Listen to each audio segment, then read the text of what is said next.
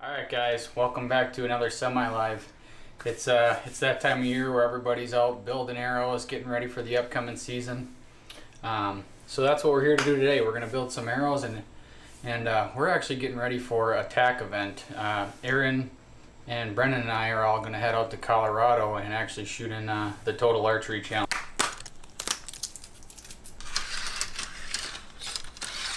Gonna need a lot of bullets for a TAC event. I've been pretty lazy with my shooting this summer. I've been so crazy busy. I'm a little nervous myself. I've shot all over the country, but most of the time you're shooting out to 50 yards, not 100 plus. Which I feel I'm super confident at 100 yards, but when you're rusty, you never know. And you're in the mountains, we'll see what happens.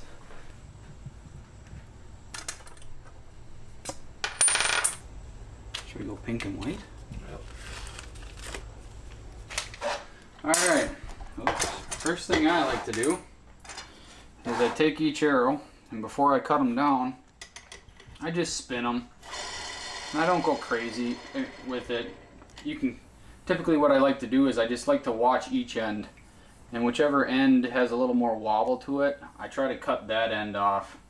So I'll spin them, and if they look pretty similar, then I just cut the front of it off. If there's a noticeable wobble in the back end of the arrow, I'll cut that end off just to get the straightest arrow possible.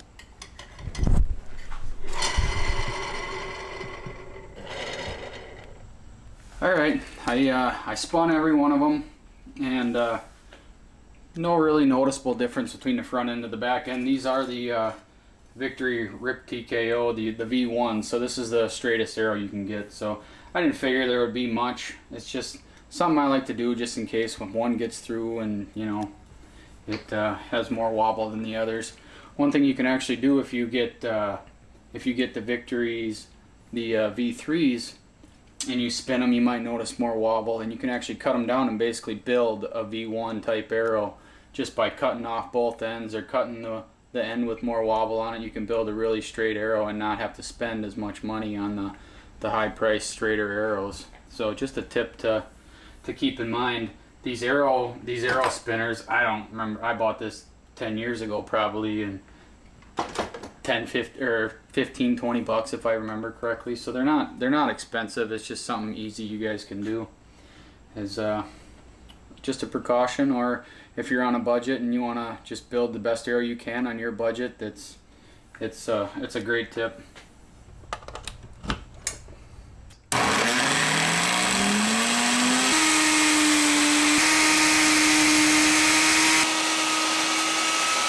Alright, now that I got all my arrows cut, I'm going to use this arrow squaring tool by Luminoc, and it's got a little bit of sandpaper. The saw might not have cut it perfectly square, so you just run it a couple of times in here. That sandpaper will clean that arrow up nice, make it nice and flush. So when you're putting your components on, everything sits well and stays nice and straight.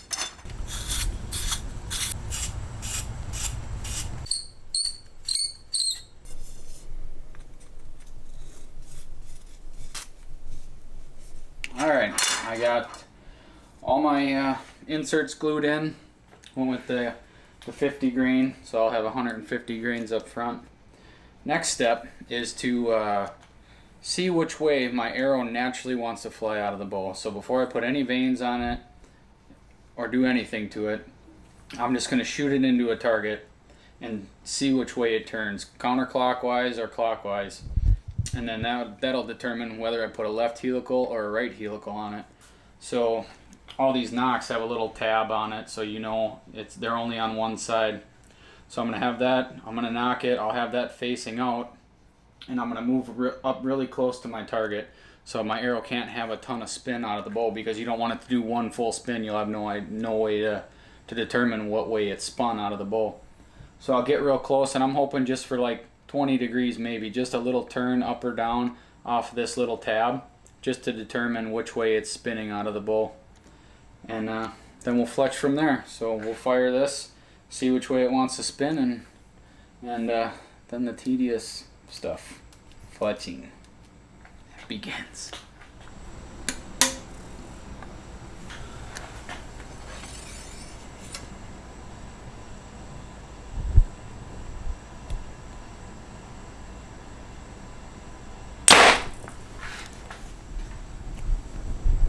Alright, so shot the bow and figured out that it's spinning the arrows counterclockwise, so I'm going to have to put a left helical on it. One thing, I can't just go fletch them now. I forgot to mention a step. I'm going to actually take all dozen arrows, I'm going to hang a piece of paper, and before I even fletch them, I'm going to shoot all dozen through a piece of paper, and I'm going to basically try and get them all to tear the same or shoot a perfect bullet hole the same. I tend to, before I put vanes and stuff on it, I tend to like just a ever so slightly high tear, which then once I put my vanes, or if I put a luminoc in, that's adding a little weight to the back of my arrow. So like just ever so slightly a little high tear on my arrows. So if I can get all my arrows shooting with a high tear instead of one slightly left, slightly right, then I know once I get outside and I'm shooting long range, all those arrows are coming out of the bow the same, and the vanes are just going to help correct it then even more. So go through, shoot all dozen through some paper. It's tedious, but when you're shooting long range, and especially if you're shooting a fixed blade, fixed blades for me are just a pain in the butt, so it's one step that kind of helps with that. I still struggle to get fixed blades to fly, but is what it is, I guess.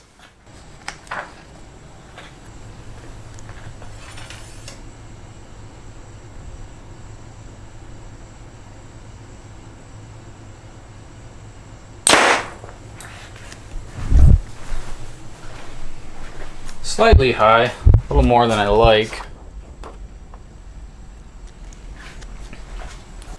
Try turning it and see if it. So I'm gonna see if just turning my nock 90 degrees and rotating my arrow will help get rid of some of that tear, or if it's now just gonna tear left or right. We'll see what happens.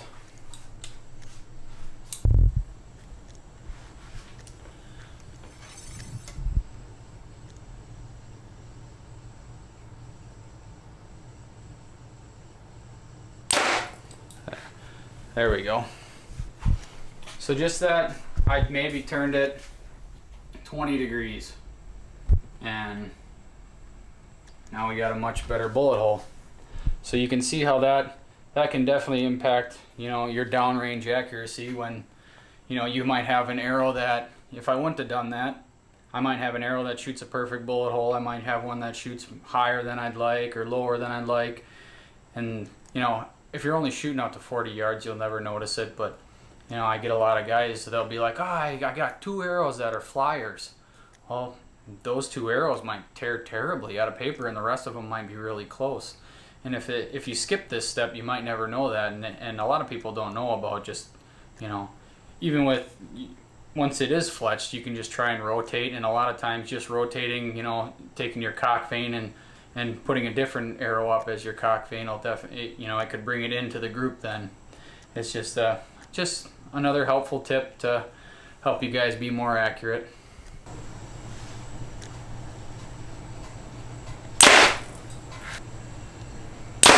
Alright, last one.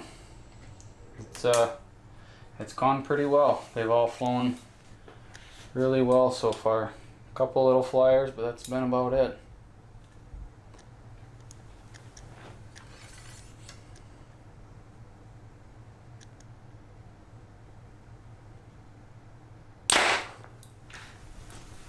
There we go. That'll do her.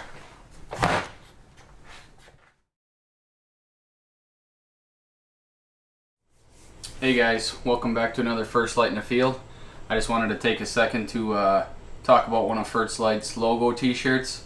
These are just a nice t-shirt for wearing around. It's a cotton polyester blend, nice athletic fit. They're super comfortable.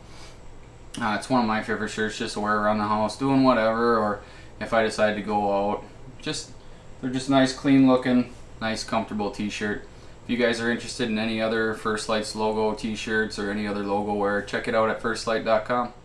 Alright, like I said before, I had a counterclockwise, my arrow spun, so I have to put a left helical on it. So I'm just going to take my jig here and I'm going to do probably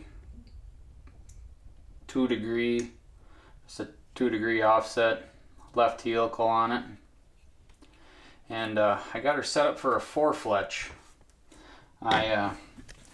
Big fan of the 4-fletch. I was actually setting up my elk hunting arrows last year, and first time in years that I've shot a fixed blade. It was actually the first time before I ever even really started shooting tournament archery and stuff like that. And with my 3-fletched arrows, I took them out there, and I could not get them things to fly to save my life. I could come in here, shoot perfect bullet holes, one arrow after the other, go outside, and I'd be 10 inches left and mess with something, and I just couldn't get them to come together with my field points.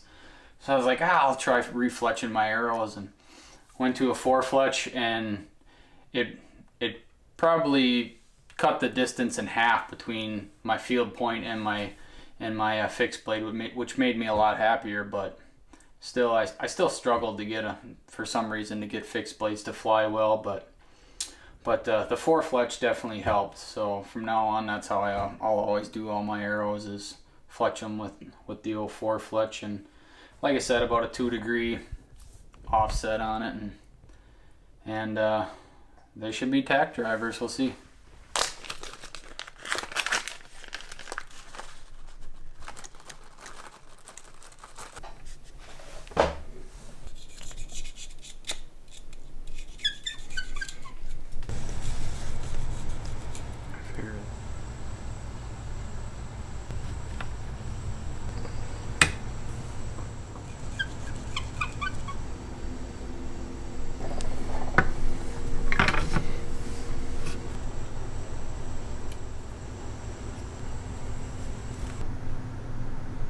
Alright, I'm on the last arrow here.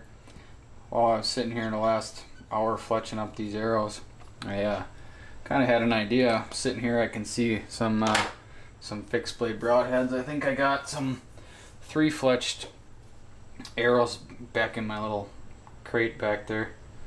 Maybe I'll grab these fixed blades, and I'll grab those 3-fletched arrows, and we can go out and just compare. I'll shoot a field point, and I'll shoot a field point out of the 4-fletch, see where that hits. And then I'll shoot a fixed blade broadhead out of the 4-fletch, and then I'll shoot a fixed blade broadhead out of the 3-fletch, and kind of compare, see if the 4-fletch will actually hit closer to the field point than the 3-fletch does, and that'll be some evidence right there that the old 4-fletch is correcting them a lot faster coming out of the bow, which if it's correcting a broadhead better out of the bow than if you're torquing your bow a little bit when you're in your deer stand or whatever the case may be, like on a tack shoot like we're going to. If you got a steep angle up or down and you torque your bow one way or the other, anything to correct that arrow faster is going to minimize your margin of error. So we'll see. We'll go out and test it, and I can give you guys a little proof of what I've found. So.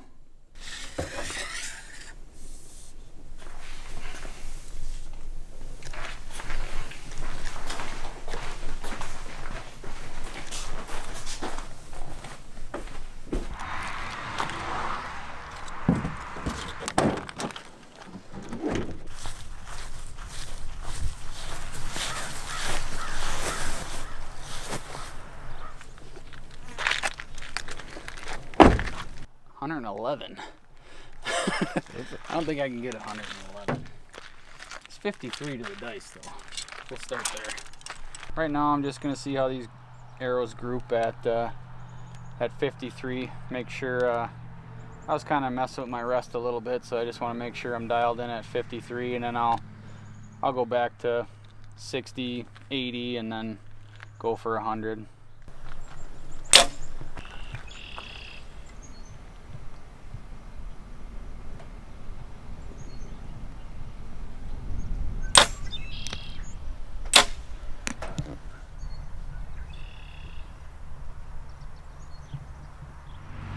Alright, I got the 4-fletch with a field point, and I have a 3-fletch with the 3-blade Schwacker fixed blade broadhead on it. I'm going to shoot these two down, see how far apart they are. Then I'm going to put that fixed blade on a 4-fletch and see how far apart they are. And that should be pretty clear-cut evidence which one is steering better.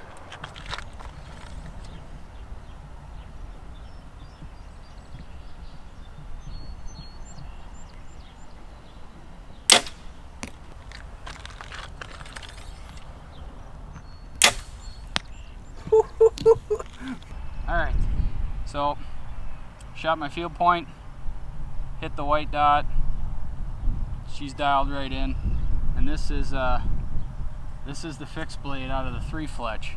So I'm probably, I would guess 8 inches, 8-inch difference there.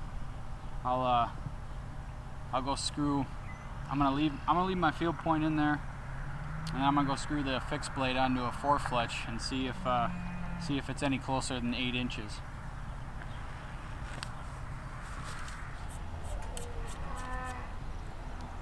Alright, fixed blade on the 4-fletch.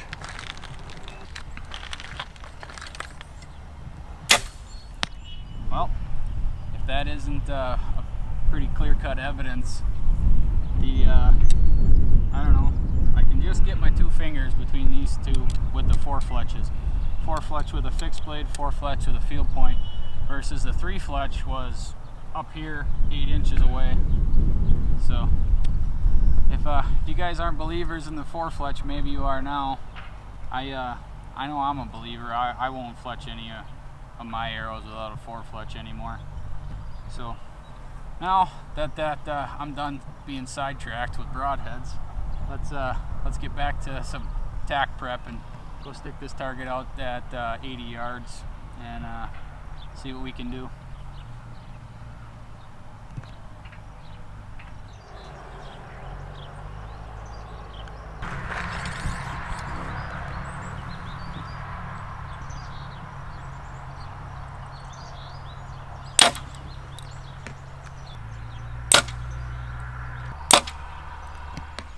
"89 yards with a couple arrows that I just fletched up.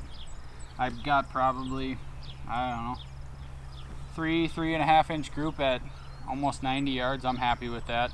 I probably can't shoot it any better than that. So we, I believe at a tack event there's a 111 yard truck shot. You can win a truck. So I got another target set up at 111. I don't think my sight can get out that far, but aim a little high. But come tack event, I'll have something that'll remedy that entire problem. So we'll be able to shoot 111 for sure. So let's go fling some bombs and get out of here. Short.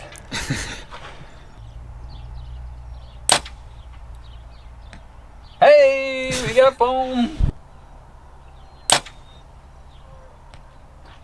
Now I could only get my sight to go out to about 95, so I was aiming somewhere in this range, but 111 yards, and my first one I only aimed about here and it ended up in the dirt. So, but it was laying right here just short, and then the other two are 10 inches apart. For aiming at nothing at 111 yards, that's all a guy could ask for right now. Well guys, thanks for tuning into this week's semi-live.